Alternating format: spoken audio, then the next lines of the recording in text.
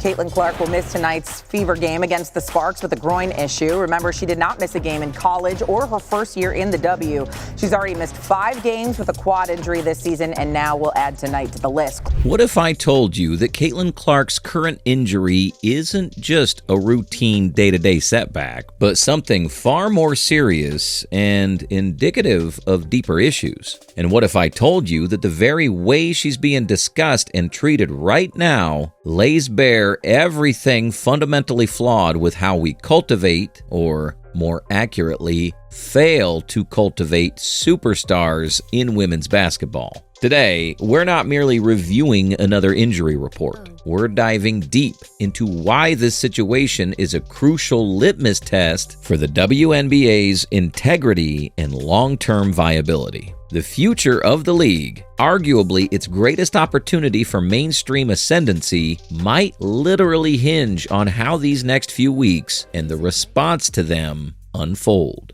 Let's cut through the noise and address the undeniable facts that far too many are deliberately ignoring. When Indiana Fever coach Stephanie White unequivocally states that Caitlin Clark is ruled out again with no firm return date, this isn't just coach speak or a polite way of saying she'll be back tomorrow. We're talking about a left groin injury, a notoriously tricky ailment in high-performance athletes. Any medical professional or athlete who has genuinely dealt with sports medicine knows these don't simply disappear overnight. They require careful, often extended rehabilitation to prevent chronic injuries or re-injury. Even a mild groin strain can sideline an athlete for weeks, and pushing through it can lead to more severe season-ending tears. Coach White has been crystal clear and commendably transparent, repeatedly emphasizing, we want to make sure she's 100% ready to go and that we put her long-term health and wellness at the forefront. This isn't precautionary rest born of an abundance of caution.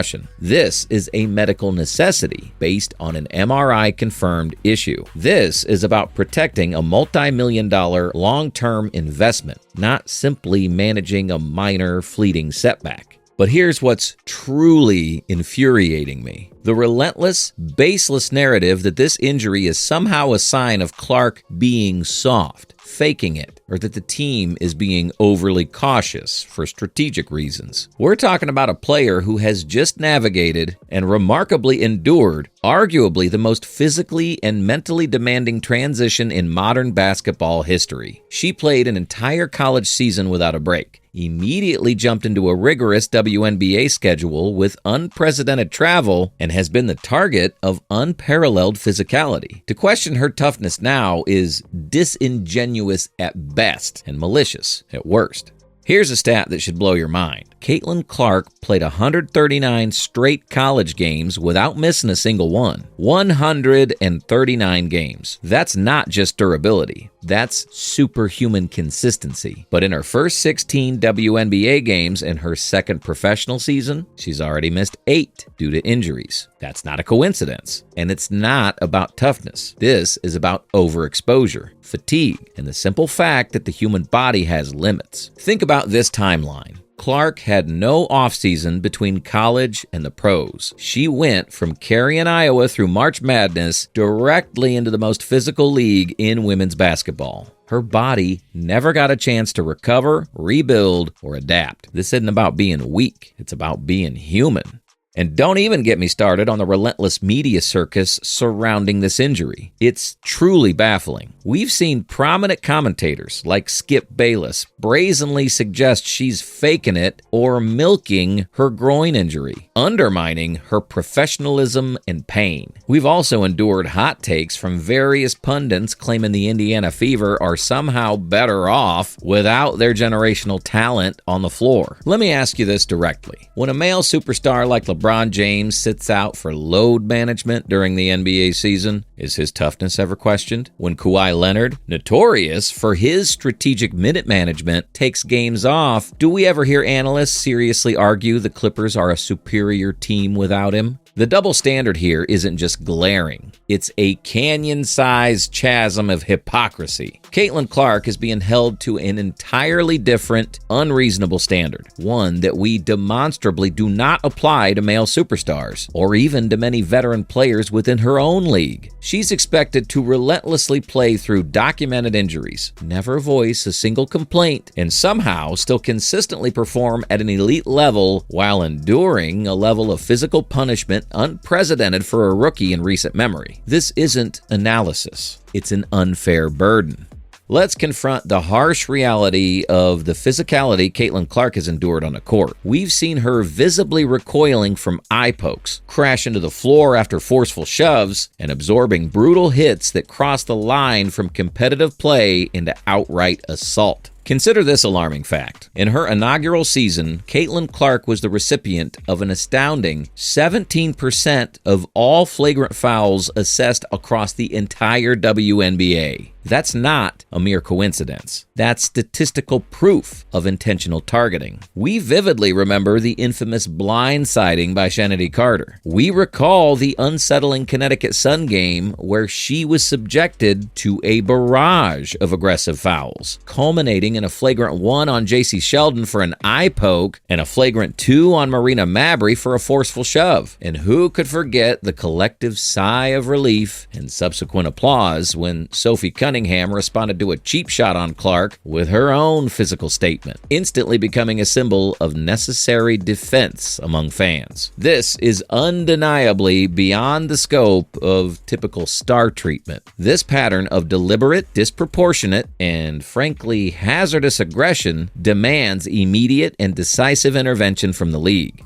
Caitlin Clark is more than just a player. She is the economic engine and unprecedented draw of the WNBA. Her arrival has directly fueled record-breaking ticket sales, soaring television ratings, and an explosion in merchandise demand, an impact unrivaled in league history. It's no exaggeration to say she is the league right now, commanding attention for women's basketball unseen in decades. This makes the current reality even more inexplicable. She is demonstrably underprotected by officials. Some peers actively withhold support, and media coverage often skews unfairly. The onus is squarely on the league. Their responsibility extends beyond Caitlin Clark to the very trajectory of women's basketball itself. To permit their singular, most valuable asset to be run into the ground would be an act of profound negligence, squandering the most significant opportunity for growth and mainstream relevance the WNBA has ever had.